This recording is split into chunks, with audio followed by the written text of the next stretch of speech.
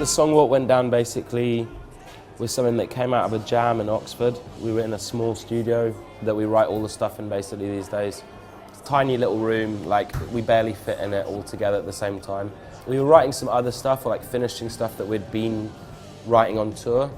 And then I think as just kind of a break for a jam, we just started riffing on the opening for What Went Down. So we just had like this drone that Jimmy was playing, and then we started punctuating it with the big guitar hits. The opening couple of lines of the song I'd kind of had in my head, I think vaguely, you know, I hadn't like written them down or anything, but I remembered thinking that I wanted to write a song which was like set kind of in a weird city, where I was like this kind of droog, this kind of dystopian, like weird skulking character that was this menace, and that was both like heartbroken and vulnerable, but also threatening and kind of like had this big ego about like wanting to take over town and like burn everything down and be like vicious and violent.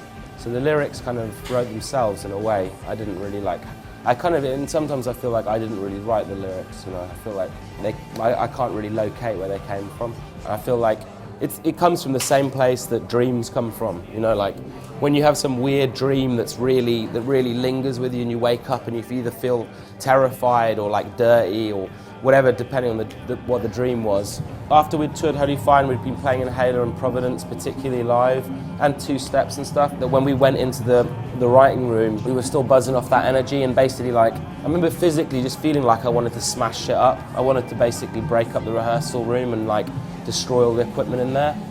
Basically wanted to be like a songwriting version of the angry Pepparami guy in the adverts who's shaving his head off. That's the vibe of that song, is like just wanting to like snap yourself, you know, but then also say, is that not enough, you know?